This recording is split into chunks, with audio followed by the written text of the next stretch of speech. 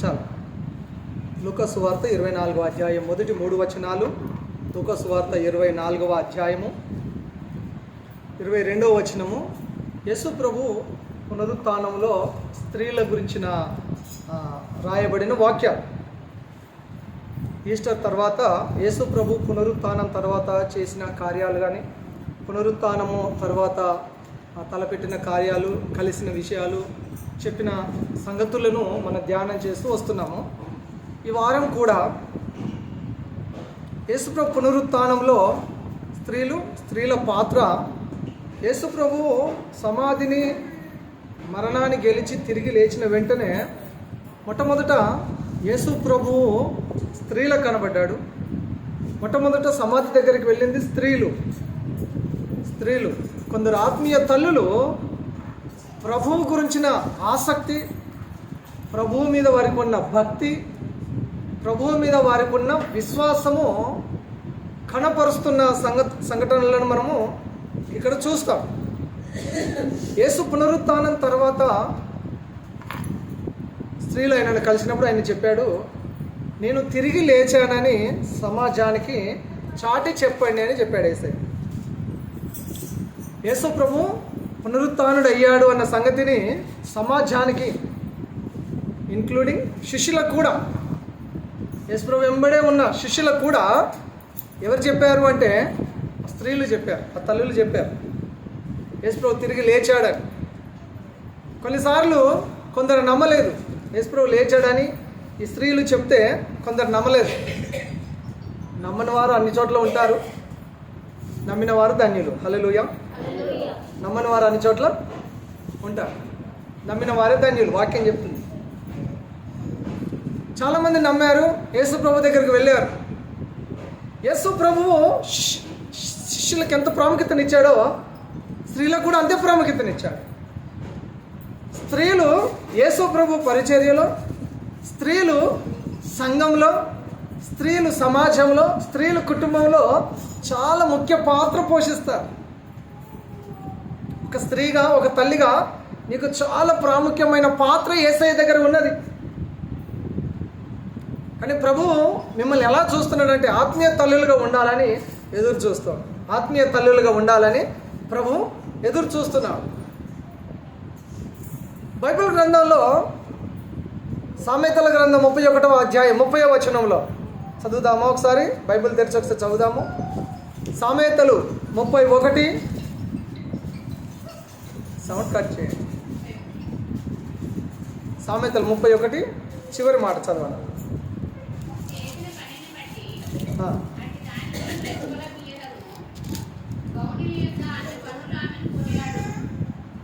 Okay.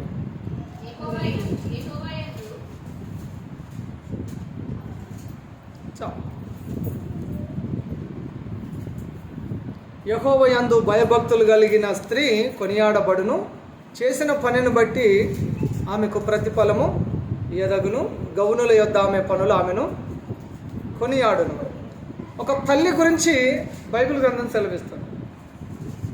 ఒక ఆత్మీయ తల్లి ఎలా ఉండాలో బైబిల్ సెలవిస్తుంది. తల్లి యొక్క ప్రాముఖ్యత, తల్లి యొక్క ముఖ్య పాత్ర గురించి బైబిల్ గ్రంథంలో తెలియజేయబడుతుంది. 25వ వచనంలో కూడా ఒక మాట చదువుదామా? 31:25 నడికట్లను బలమును ఘనతయు ఆమెకు వస్త్రములు. బలము, ఘనత ఆమెకు వస్త్రములు. బలమును ఘనతను ఆమె వస్త్రముగా ధరించుకుంటుందని వాక్యం సెలవిస్తుంది. బలమును ఘనతను వస్త్రముగా ధరించుకుంటుందట. వస్త్రాలను ధరించుకున్నట్టుగా బలాన్ని, ఘనతను ధరించుకుంటుందట. బలహీనమైన ఘటమని బైబిల్ చెప్తుంది. స్త్రీ బలహీనమైన ఘటము అని బైబిల్ గ్రంథం సెలవిస్తుంది. కానీ భక్తి, ప్రార్థన జీవితం, విశ్వాసంలో ఎడతెగక ఉంటే ఆమె కూడా బలమైన శక్తిగా మారుతుంది. బలమును ఒక వస్త్రంలాగా కప్పుకుంటుందట, ఘనతను ఒక వస్త్రంలాగా కప్పుకుంటుందట. బలం కావాలి, ఘనత కూడా కావాలి. ఘనత వచ్చే పని చేస్తే ఘనత వస్తుంది.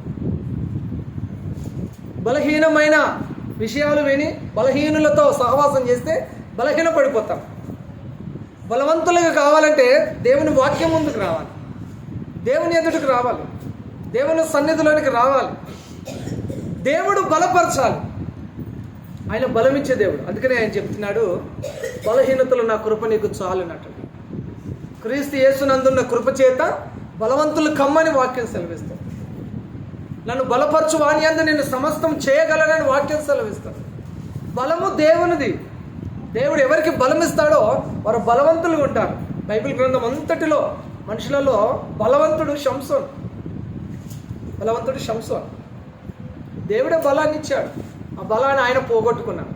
దేవుడు బలాన్ని ఇస్తే ఆ బలాన్ని వ్యర్థమైన వాటి కొరకు వాడి బలాన్ని పోగొట్టుకొని బలహీనుడిగా మారిపోయాడు. చివరికి మరణానికి వెళ్ళిపోయాడు. ఒక ఆత్మీయ తల్లి బలమును ఘనతను ఒక వస్త్రముగా ధరించుకుంటుందట. క్రైస్తవ తల్లులు, క్రైస్తవ ఆత్మీయ తల్లిగా మీరు ఉండాలని దేవుడు ఈ ఉదయకాల వేళలో మన మధ్యలోనికి ఈ వాక్యాన్ని తీసుకొని వచ్చాడు. పాత నిబంధనల గ్రంథంలో బైబిల్లో మోషే తల్లి యోకెబేదు, ఆమె పేరు. ఆ పేరేంటి? యోకెబేదు. ఈ యోకెబేదు 3 పిల్లల్ని కన్నది. 3 పిల్లలను ప్రవక్తలుగా తీర్చిదిద్దింది. 3 పిల్లల్ని కన్నది, 3 పిల్లల్ని ప్రవక్తలుగా తీర్చిదిద్దింది. ఎంతమందికి 3 పిల్లలు ఉన్నారంటే? నాకైతే 2. ఎంతమందికి 3 పిల్లలు ఉన్నారు? చేయొద్దుతో మీకు ఒక ఆశీర్వాదాన్ని విడుదల చేద్దాం. ఎంతమంది 3 పిల్లలు ఉన్నారు? దేవుడు మీ 3 పిల్లలను దీవించును గాక. ఆమెను చెప్పరా? ఎవరు? ఆమెను చెప్తే మీకు వస్తుంది. ఆమెను చెప్తే వస్తుంది. ఆమెను చెప్పకపోతే మీరు ఆ ఆశీర్వాదాన్ని మీరు అంగీకరించకపోతే, దానిని మీరు పలకకపోతే, లేదా ఏకీభవించకపోతే ఎలా వస్తుంది? మీ 3 పిల్లలు ఇక్కడ ఉన్నారా చర్చిలో? 2 పిల్లలు ఎంతమందికి ఉన్నారు? దేవుడు మీ 2 పిల్లలను దీవించును గాక. నాకు ఒకే పిల్లవాడు అండి అన్న వాళ్ళు ఎవరున్నారు? 2 పిల్లలు ఉన్నారు. ఓకే, నాకు ఒకే పిల్లవాడు, అమ్మాయి అబ్బాయి, ఒకే పిల్లవాడు. 2 3 మరి 3 అన్నాడు చేయతలేవు, 2 అన్నాడు చేయతలేవు, ఒకలాంటి చేయతలేవు. నర్సమ్మ, దేవుడు మీ పిల్లలందరూ దీవించును గాక. పాత నిబంధనల గ్రంథంలో యోకెబేదు 3 పిల్లలు కనింది. 3 ప్రవక్తలుగా తీర్చిదిద్దింది. ఒకటి అహరోను, 2వది మిరియాము, 3వది మోషే. 3 బిడ్డల్ని ప్రవక్తలుగా తీర్చిదిద్దింది, ప్రవక్తలుగా పెంచింది. ఇశ్రాయేలీయులకు మొదటి యాజకుడిగా అహరోను దేవుడు ఎన్నుకున్నాడు. మిరియాము ఇశ్రాయేలీయులలో మొదటి ప్రవక్తినిగా ఉంది. ఇశ్రాయేలీయులకు మొదటి నాయకుడిగా మోషే ఉన్నాడు. 3 పిల్లలు కనింది. 3 పిల్లల్ని ప్రవక్తలుగా తీర్చిదిద్దింది, ప్రవక్తలుగా పెంచింది. ఊరికనే కాలేదు. ఒక ఓవర్ నైట్లో వారు ప్రవక్తలుగా కాలేరు. అవుతారమ్మా? ఓవర్ నైట్లో అవుతారా? ఒకటే రాత్రి పడుకొని పొద్దుగా లేచే వరకు వాళ్ళు గొప్ప వాళ్ళు అయిపోతారా? ఆ బిడ్డలను 3 ప్రవక్తలుగా పెంచడానికి ఆ తల్లి వారి కొరకు ప్రార్థించింది. ఆ తల్లి వారికి వాక్యాన్ని నేర్పింది. ఆ తల్లి వారికి దైవభక్తిలో పెంచింది, వారికి విశ్వాసాన్ని నేర్పింది, వారికి ఆత్మీయతను నేర్పింది. ఇవి నేర్పకుండా గొప్పవారు కారు. ఇవి నేర్పకపోతే, ఇవి మీ పిల్లలకు నేర్పకపోతే మరి గొప్పవారుగా, ప్రయోజకులుగా కాలేరు. యోకెబేదు తన 3 పిల్లలను కన్నది, వారి కొరకు ప్రార్థించింది, వారికి వాక్యం నేర్పింది, వారికి దైవభక్తి నేర్పింది, వారికి విశ్వాసాన్ని నేర్పింది, వారికి ఆత్మీయతను నేర్పింది. కాబట్టి సమయం వచ్చినప్పుడు దేవుడు అహరోను ఎన్నుకొని యాజకుని చేశాడు, మిరియామును ఎన్నుకొని ప్రవక్తినిగా చేశాడు, మోషేను ఎన్నుకొని ఇశ్రాయేలీయుల నాయకుడిగా మార్చాడు. దేవునికి స్తోత్రం. హల్లెలూయా. ఒక్క రోజులో, ఒక సంవత్సరంలో జరగలేదు ఇది.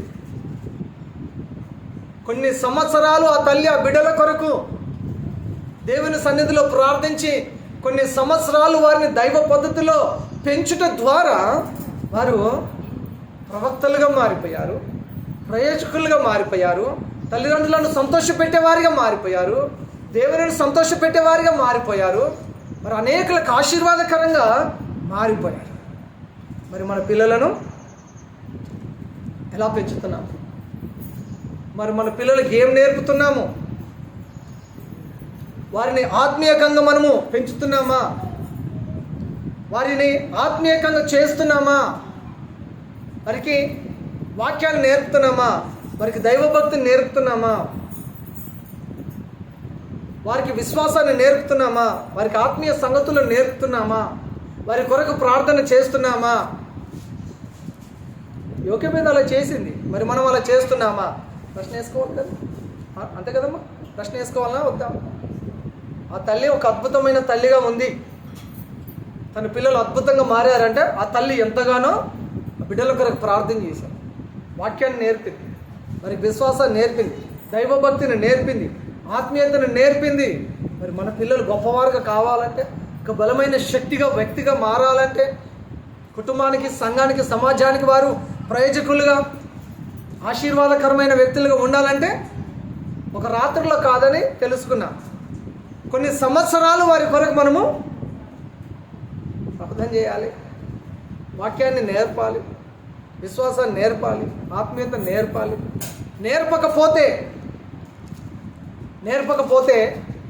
నష్టపోతాం, మనం బాధపడాల్సి వస్తుంది.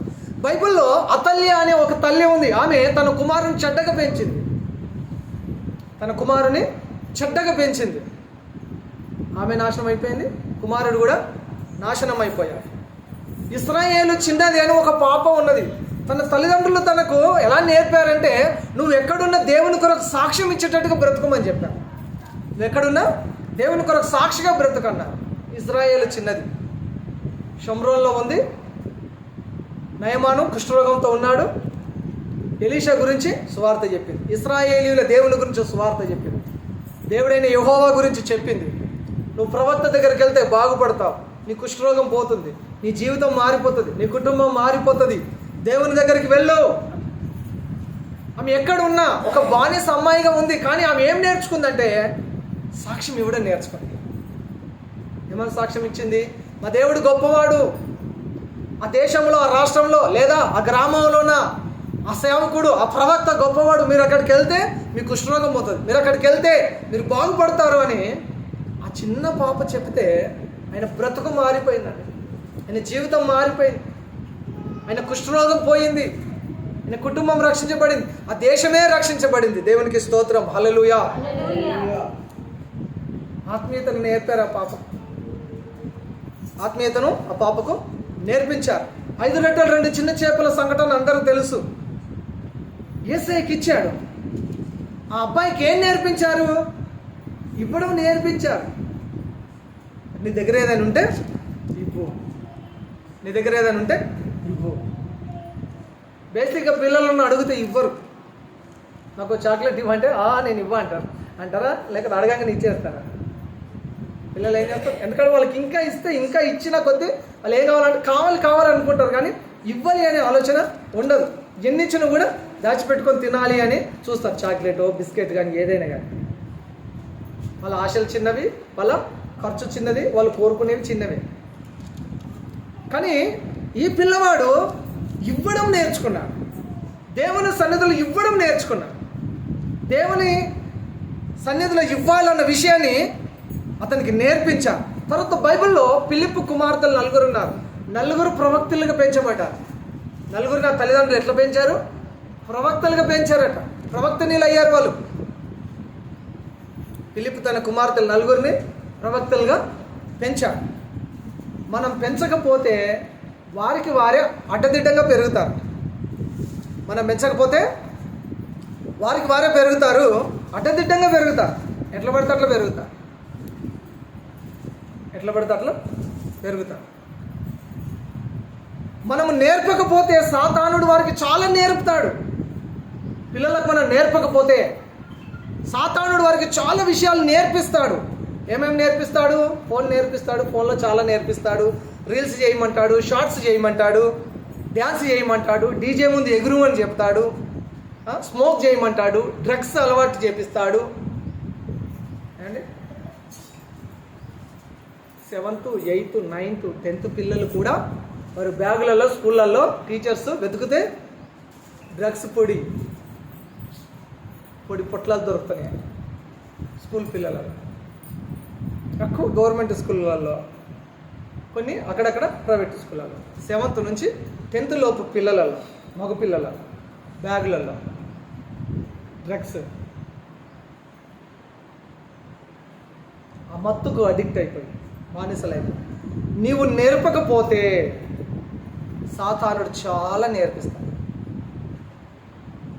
మా ఊర్లో ఒక తల్లి నాకు వచ్చి చెప్తుంది, తలుపులు వేసుకుంటాడు, లోపలికి వెళ్ళిపోతాడు, లోపలికి నుంచి పొగ వస్తుంది.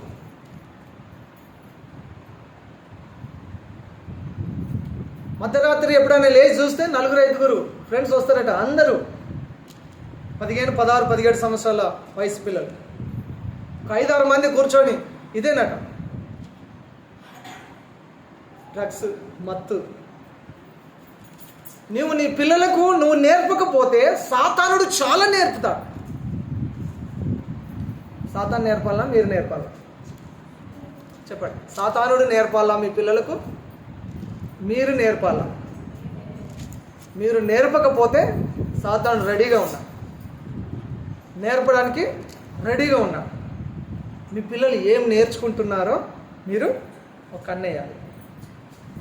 మీ పిల్లలు ఏం తింటున్నారో, ఏం తాగుతున్నారో, ఏం మాట్లాడుతున్నారో, ఎవరితో ఫ్రెండ్షిప్ చేస్తున్నారో మీకు తెలిసి ఉండాలి. మావాడు భలే ఆడుతున్నాడు, మావాడు భలే డ్యాన్స్ చేస్తున్నాడు, మా పాప భలే ఎగురుతుంది, మావాడు భలే రీల్స్ చేస్తాడు, మావాడు భలే షార్ట్స్ చేస్తాడు, యూట్యూబ్లోను, ఫేస్బుక్లోను, వాట్సాప్లోను, ఇన్స్టాగ్రామ్లోను మావాడు భలే ఎదిగిపోయాడు అని మీరు అప్పుడప్పుడు నాకు తెలిసి మీరు సంతోషపడుతూ ఉండొచ్చు. మీ పిల్లలు ఎగిరితే బేసిక్గా తల్లిదండ్రులకు సంతోషం అనిపిస్తుంది. అది ఎక్కడ దాకా దారి తీస్తుంది, దేని కొరకు ఆడుతున్నాడో అసలు మనం ఎవరం, ఇది మర్చిపోకూడదు. నువ్వు ఒక క్రైస్తవ తల్లిగా నీ పిల్లలను పెంచే బాధ్యత నీ మీద ఉంది. వారు నువ్వు ఎలా పెంచుతావో అలా పెరుగుతారు. మీ పెరట్లో మొక్కనే చాలా జాగ్రత్తగా పెంచుతారు, పిల్లలను గాలికి వదిలేస్తారు. అర్థమైందా నా మాట? అర్థమైంది. ఈ మధ్య బర్త్డేలకు పిలుస్తలేరు కాబట్టి ఈ విషయాలని బర్త్డేలో చెప్తలేరు.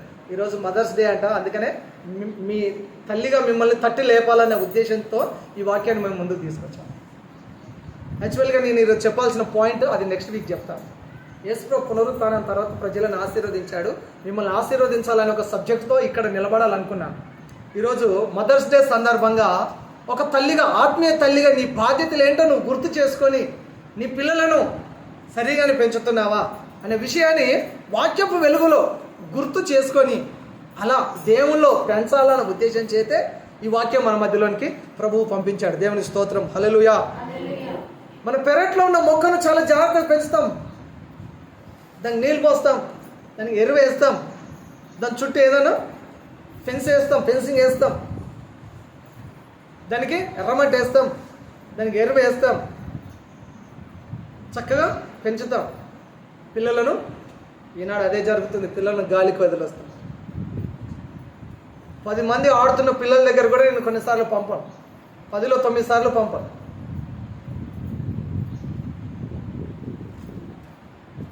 పంపాను. 20 మంది అక్కడ ఆటలు ఆడుతున్నారు అంటే అందులో 20లో 18 సార్లు నేను పంపాను.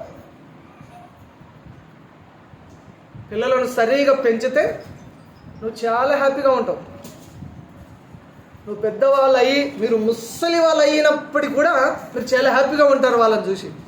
నువ్వు ఇప్పుడు పెంచక ఇప్పుడు వాళ్ళని వదిలేస్తే రేపు చేదాడిపోతావు. ఒకసారి 10th వచ్చిన తర్వాత నీ మాట వినరు, 10th అయిపోయిన తర్వాత నీ మాట వినరు. విన్నారంటే చాలా గ్రేట్, నీ పెంపకం చాలా బాగా పెంచావు. నీకు చెప్పుకుంటే చేస్తలేరు, నేను అడిగే చేస్తున్నారు, ఇంకా నీ పర్మిషన్ తీసుకొని ఎక్కడికైనా వెళ్తున్నారు ఏదా అని చేస్తున్నారు అంటే ఇంకా నీ పెంపకంలో ఉన్నారు, నీ చేతిలోనే ఉన్నారా లేదా? అంతేనంటారా కాదంటారా? మళ్ళీ అన్న కొత్తగా చెప్తున్నాడు అని అన్నది. ఇప్పటికీ నీకు చెప్పకుండా చేస్తలేరు మీ పాప కానీ మీ బాబు కానీ అంటే మీ చేతిలో ఉన్నారు, చాలా సంతోషం. నీకు చెప్పకుండా ఏదో చేసేసి వచ్చి ఇది ఎవరు ద్వారో తెలిసి అదా నేను మందలించినప్పుడు ఎట్లాగో తెలిసిపోయింది కదా అని చెప్పేసి వాళ్ళు ఏం చేస్తారు, దాన్ని కంటిన్యూ చేస్తారు. ప్రియమైన సహోదరి సహోదరులారా, ముఖ్యంగా తల్లులారా, మీ పిల్లలను పెంచే విషయంలో మీదే బాధ్యత. పురుషుడు చాలా పనులలో బిజీగా ఉంటాడు. రాత్రి పగలు కష్టపడాలి, పిల్లలను, భార్యను, బిడ్డలను, కుటుంబాన్ని చూసుకోవాలి అని ఎన్నో పనులలో నిమగ్నమైపోయి ఉంటాడు. వాక్యం చెప్తుంది, ఒక ఆత్మీయ తల్లిగా నీ బిడ్డలను, నీ కుటుంబాన్ని చాలా జాగ్రత్తగా చూసుకొని పెంచాల్సిన బాధ్యత నీ మీద ఉన్నది. నువ్వు వారిని పెంచకపోతే వారు పెరిగితే ఇష్టం వచ్చినట్టు వంకర తింకరగా అడ్డదిడ్డంగా పెరుగుతారు. సరి చేయలేం. పెరిగిన తర్వాత మనం నేర్పాలి, దైవ పద్ధతులు నేర్పాలి. నేర్పకపోతే సాతానుడు వారికి చాలా విషయాలు నేర్పిస్తాడు. బూతులు నేర్పుతాడు, పాపం నేర్పుతాడు. చివరికి నష్టపోతారు, జీవితాంతం బాధపడతారు, దుఃఖమే మిగులుతుంది తప్ప ఇంకేమీ దొరకదు. బైబిల్లో పాత నిబంధనలు యోక్యభేదు 3 పిల్లల కన్నది, 3 ప్రయోజకులను చేసింది, ప్రవక్తలుగా చేసింది. ఓవర్ నైట్లో కాలేదు. వారు కొన్ని సంవత్సరాలు తల్లి పడిన ప్రయాసం, ప్రార్థన, భక్తిని నేర్పింది, వాక్యాన్ని నేర్పింది, ప్రార్థన నేర్పింది, ఆత్మీయతను నేర్పింది, విశ్వాసాన్ని నేర్పింది. కాబట్టి వారు దేవునికి మహిమకరంగా ఉన్నారు. కుటుంబానికి, సమాజానికి, సంఘానికి దీవెనకరంగా మారారు. మరి మన బిడ్డలు కొత్త నిబంధనలు కూడా ఉన్నారు. తిమోతి పత్రికలు చూస్తాము.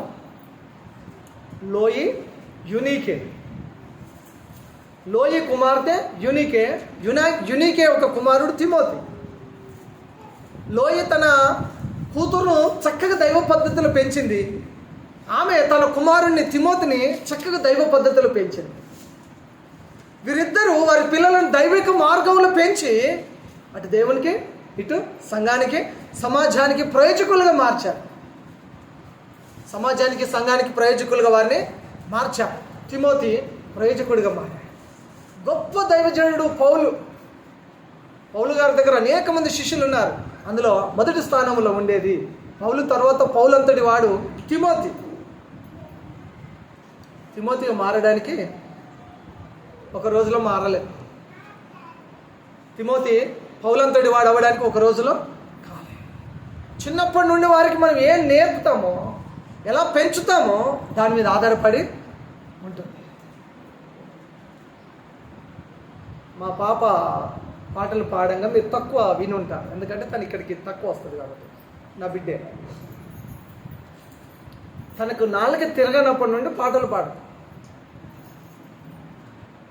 అమ్మ, అయ్యా, అవ్వ అన్న అని ఒక్కొక్క బుడిబుడి మాటలు మాట్లాడుతున్నప్పుడు పాటలు పాడతారు. ఇప్పుడు వేరే చోట ఉంది కాబట్టి తను మొన్న ఆదివారం ఒక పాట పాడితే, ఎక్కడైతే తను ఉందో అక్కడ అలా చర్చిలో ఆదివారం ఒక పాట పాడితే నిన్నటి వరకు, శనివారం వరకు అదే పాట ఆమెతో పాడించుకొని అందరికి నోటెడ్ అయ్యేంత వరకు అదే పాట ఆమెతో పాడించుకో. ఈరోజు ఇంకొక పాట పాడతాను. తను ఒక పాట పాడిందంటే అందరు హృదయాలలో వెళ్ళిపోతారు. అందరూ ఆ పాట ద్వారా ప్రభువును మహిమపరచగలరు. నేర్పాను, పిల్లలకు నేర్పాను. నేను పాటలు పాడతాను. నేను పాటలు పాడగా నా పిల్లలు విని విని విని విని వాళ్ళు అదే పాడతాను. నేను వాయిద్యాలు వాయిస్తాను. నేను వాయిద్యాలు వాయించగా చూసి చూసి చూసి నా కుమారుడు వాయిద్యాలు నేర్చుకున్నాడు. వారు దేవుని మహిమ కొరకే నేర్చుకున్నారు. వారు దేవుని మహిమపరచ వాళ్ళ సొంతం కొరకు కాదు, దేవుని మహిమపరచడానికి సంఘంలో ప్లే చేస్తారు, సంఘంలో వాయిద్యాలు వాయిస్తారు, దేవుని మహిమ కొరకు పాటలు పాడతారు.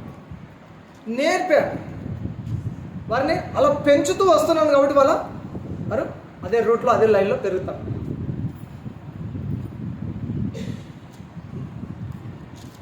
మనమందరం క్రైస్తవులమే. మనమందరం మన పిల్లల్ని ఎందుకు అలా పెంచకూడదు? మనమందరం అలా ఎలా ఎందుకు పెంచకూడదు? మీరు పెంచలేరా అలా? మీ పిల్లలను పాటలు పాడే వారిగా పెంచలేరా అమ్మా? వాయిద్యాలు వాయించే వారిగా పెంచలేరా వారిని? కష్టమా? చెప్పండి, కష్టమా? పాటలు పాడేవారిగా పెంచడం కష్టమా? కాదు. మీరు పాటలు పాడుతున్నారు, మీ పిల్లలను కూడా పాటలు పాడేవారిగా పెంచవచ్చు. మీ పిల్లలను వాయిద్యాలు వాయించేవారిగా పెంచవచ్చు. మీ పిల్లలు చర్చిలో కూర్చుంటే పాటలు పాడడము నేర్చుకుంటారు, వాయిద్యాలు వాయించడం నేర్చుకుంటారు, సంఘంలో ఏం జరుగుతుంది నేర్చుకుంటారు. మీ పిల్లలు చర్చిలో కూర్చోవాలి, మీ పిల్లలు చర్చికి రావాలి. వాళ్ళని వదిలేసి వస్తే మీరు వాళ్ళని పెంచే విషయంలో మీరు ఫెయిల్ అయ్యారనా? అంటే స్ట్రేట్ ఫార్వర్డ్గా చెప్తే, మీ పిల్లలను మీరు చర్చికి మీతో పాటు తీసుకొని వస్తే వారు పాటలు వింటారు, నేర్చుకుంటారు, వాయిద్యాలు చూస్తారు, నేర్చుకుంటారు. వాళ్ళని వదిలేసి వస్తే వారిని పెంచే విషయంలో, మీరు ఆత్మీయంగా పెంచే విషయంలో తల్లిగా మీరు 1% మీరు ఫెయిల్ అయ్యారన్న. చర్చిలో కూర్చోకుండా మీ పిల్లలకు పాటలు పాడాలనే భారం రాదు, వస్తుందా? చర్చిలో కూర్చోకుండా వాయిద్యాలు వాయించే ఈ విషయాన్ని చూడకుండా వాయిద్యాలు వాయించాలి, ఇన్స్ట్రుమెంట్స్ ప్లే చేయాలనే భారం, ఇంట్రెస్ట్ వాళ్ళకి రాదు.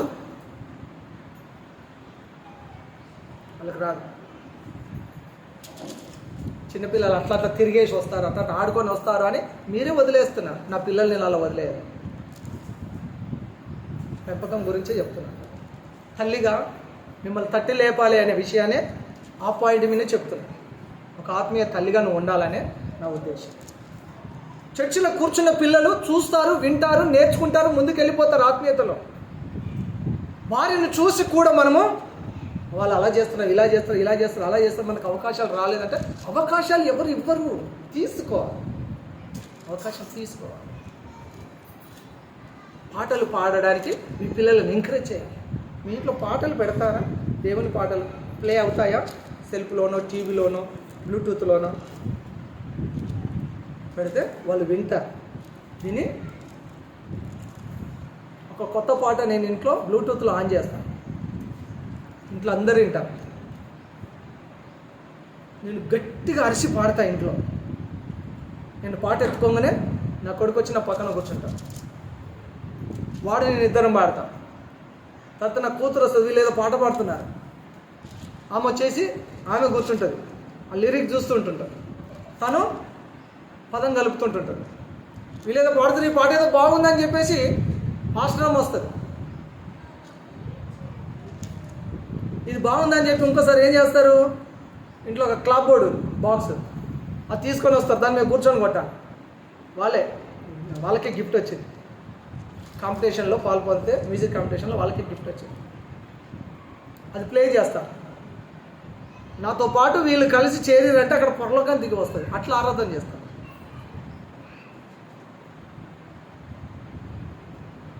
తల్లిగా నువ్వు పాటలు పాడితే ఈ తలంతో నీ కుమారునికి, నీ కుమార్తెకు రావాలి. నువ్వు ప్రార్థన చేస్తే ఇది నీ కుమార్తెకు, నీ కుమారునికి రావాలి. మీరు చర్చిలో కూర్చొని మోకాలు వేస్తే నీ పిల్లలకు అది అబ్బాలి, అది నేర్పాలి. వాళ్ళని బయట వదిలేసి వచ్చి నువ్వు కాంగొట్టవు, నువ్వు పాట పాడవు, నువ్వు మైక్లో పాడవు, నువ్వు ఇక్కడ ఉన్నావు, అక్కడ ఉన్నావు, ఎలా వస్తుంది వాళ్ళకు? ఎలా వస్తుందమ్మా? స్కూల్కి వెళ్ళకుండా బయటనే ఉండి మంచి మార్కులు రావాలంటే వస్తాయా? స్కూల్కి వెళ్ళాలి కదా, లోపల కూర్చోవాలి కదా, స్కూల్లో కూర్చోవాలి, పాఠాలు వినాలి, నేర్చుకోవాలి, వెళ్ళి ఎగ్జామ్లో రాస్తే రివార్డు, అవార్డు ఇంకా వస్తాయి, ఇవన్నీ వస్తాయి. లోక జ్ఞానం కొరకు బడికి వెళ్తున్నారు, ఆత్మీయ దైవ జ్ఞానం కొరకు చర్చికి తప్పకుండా మీ పిల్లల్ని తీసుకొని రావాలి. హల్లెలూయా. బైబిల్ గ్రంథంలో పాత నిబంధనల తల్లి యోక్యబేదు, కొత్త నిబంధనల తల్లి యునీకే వారి పిల్లలను అద్భుతంగా దేవుని కొరకు పెంచారు. వారు అటు సమాజానికి, ఇటు సంఘానికి, కుటుంబానికి ఆశీర్వాదకరంగా, ప్రయోజకులుగా, దీవెనకరంగా మార్చబడ్డారు. మన పిల్లలు కూడా అలా దీవెనకరంగా ఉండాలనే ఉద్దేశం చేతనే ఈ వాక్యం మేము ముందుకు తీసుకురాబడింది. హల్లెలూయా. బైబిల్ ఆధారితమైన తల్లి ఎలా ఉంటుందో తెలుసా అండి? ఒక 4-5 విషయాలు మీ ముందు ఉంచి నేను ఇక్కడ క్లోజ్ చేస్తాను.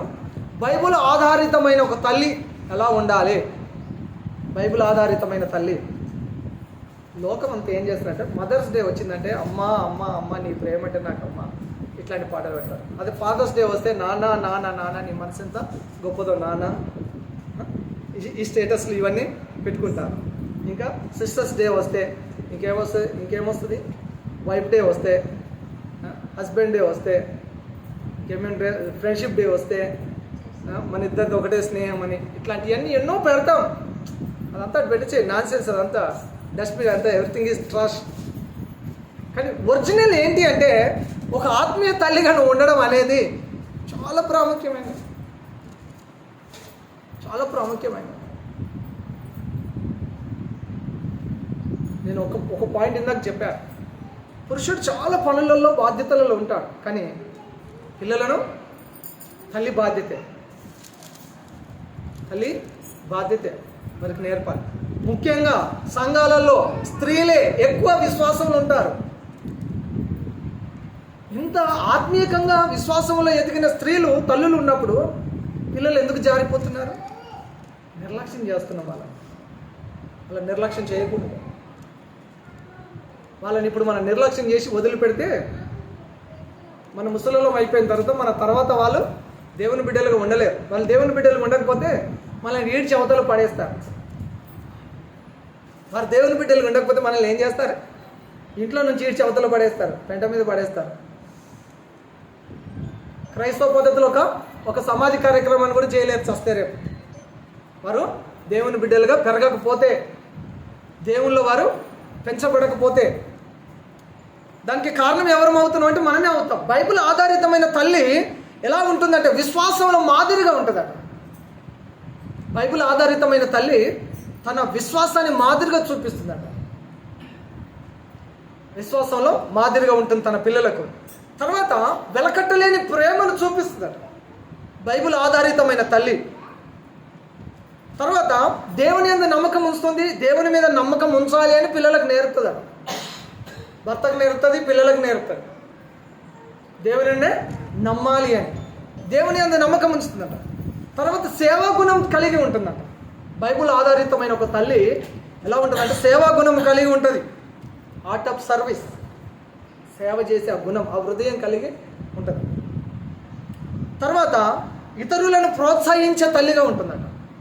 బైబిల్ ఆధారంగా ఉన్న బైబిల్ ఆధారితమైన తల్లి ఎలా ఉంటుందంటే ఇతరులను ప్రోత్సాహపరుస్తుంది. ఎంకరేజ్ అదర్స్, ఇతరులను ఎంకరేజ్ చేస్తుంది, ప్రోత్సాహపరుస్తుంది. నిరాశపరచదు, కృంగదీయరు. ఆత్మీయ తల్లి ఏం చేస్తుంది? ప్రోత్సహిస్తుంది. ఏం కాదు నాన్న, నీకేం కాదు, నేను ప్రార్థన చేస్తా, వెళ్ళు, నేను నీ కొరకు ప్రార్థన చేస్తాను, మీరు వెళ్ళండి, ఎంకరేజ్ చేస్తాను.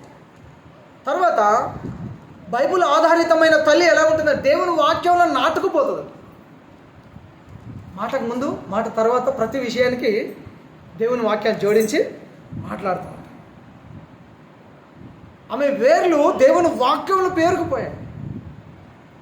అటువంటి తల్లుల కొరకు ప్రభు చూస్తున్నాడండి ఈ రోజులలో. అటువంటి తల్లుల కొరకు ప్రభు ఈ రోజులలో చూస్తున్నాడు. తల్లి సరిగా ఉంటే కుటుంబం క్షేమంగా ఉంటుంది, కుటుంబం క్షేమంగా ఉంటే సంఘం క్షేమంగా ఉంటుంది, సంఘం క్షేమంగా ఉంటే సమాజం కూడా క్షేమంగా ఉంటుంది. కాబట్టి నీ కుటుంబ భవిష్యత్తు అయినా, నీ సంఘ భవిష్యత్తు అయినా, నీ సమాజ భవిష్యత్తు అయినా దేని మీద ఆధారపడి ఉందంటే ఒక ఆత్మీయ తల్లి మీద ఆధారపడి ఉంటుంది.